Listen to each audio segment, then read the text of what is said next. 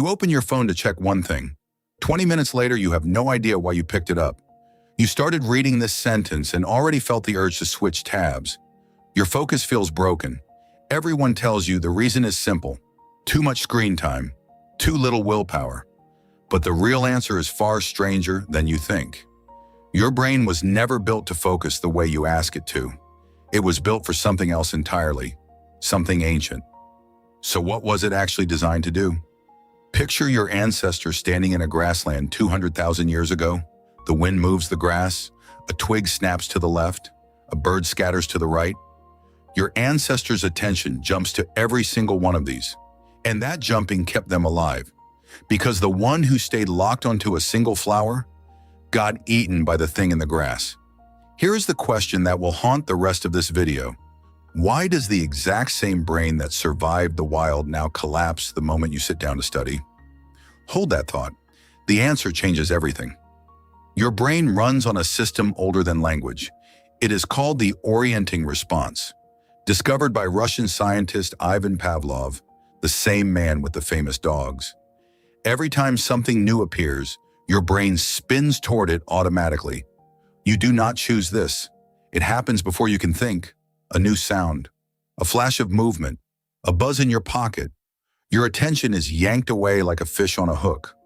Now ask yourself one thing. How many new things appear on a single screen every minute? Here is what you were never told. Distraction is not a flaw in your brain. It is the main feature. For nearly all of human history, paying attention to everything new was the smartest possible strategy. The novelty kept you fed.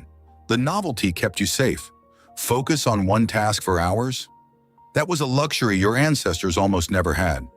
Sitting still and staring at one thing was practically a way to die. So your brain learned to crave the new, and then someone built a machine out of that craving. Every time you see something new, your brain releases a tiny drop of dopamine. Dopamine is not the pleasure chemical, like most people believe. It is the chemical of wanting, of seeking. Neuroscientist Wolfram Schultz spent decades proving this. Dopamine spikes before you get the reward, not after. It is the itch, not the scratch. So your phone does not make you happy. It makes you want, over and over and over. And what happens to a brain that wants 1,000 times a day? It gets retrained, slowly, quietly. Your brain learns that the biggest reward is always one swipe away. So focusing on something slow, like a book or a lecture, starts to feel almost painful. It is not that you cannot focus. It is that focusing now feels boring compared to the slot machine in your pocket. And yes, that comparison is not an accident. The people who designed these apps studied slot machines on purpose. Your thumb pulling down to refresh is the exact same motion as pulling a lever in Vegas. The only difference? You bet your attention instead of your money. Now here's a number that should stop you cold. A 2015 study from Microsoft Canada found the average human attention span had dropped to about 8 seconds. For comparison, a goldfish holds attention for 9. Your great-grandparents could read for hours by candlelight with nothing else to do. You struggle to finish a text message without checking another app. The change did not happen in your genes. Your genes are the same as a caveman's. The change happened in your environment. So what exactly changed, and when? There is something called task switching, and it is silently destroying you. You think you are multitasking. You are not. Your brain cannot do 2 thinking tasks at once.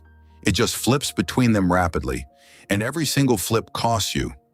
Psychologist David Meyer found that switching tasks can cut your productive time by up to 40%. 40%. Gone. Just like that. Every time you glance at a notification, your brain pays a tax to return to what you were doing, and most of the time, it never fully returns.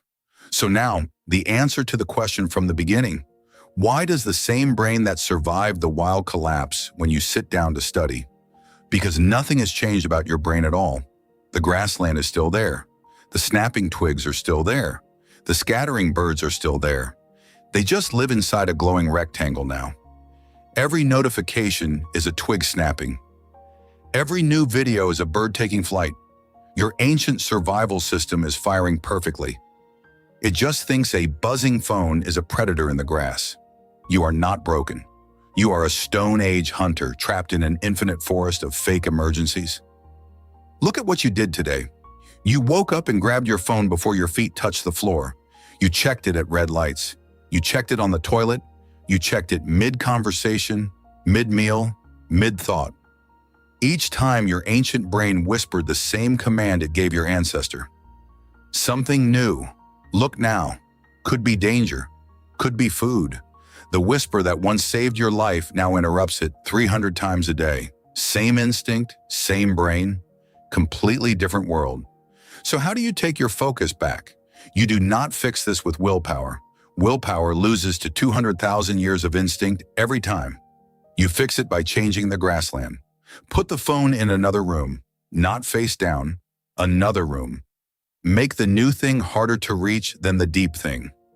Your ancestor could not turn off the wild, but you can. You can build a small clearing with no snapping twigs. And in that quiet, something amazing happens. Your focus comes back. It was never gone. It was just busy chasing ghosts. So the next time you open your phone to check one thing and look up 20 minutes later with no idea why, remember this: you are not lazy. You are not broken. You are a brilliant ancient survival machine doing exactly what it was built to do in a world it was never built for. Your focus is not lost. It is just answering a call from 100,000 years ago. The question is whether you will keep picking up. If this rewired how you see your own mind, you already know what to do. Subscribe and go put your phone in the other room.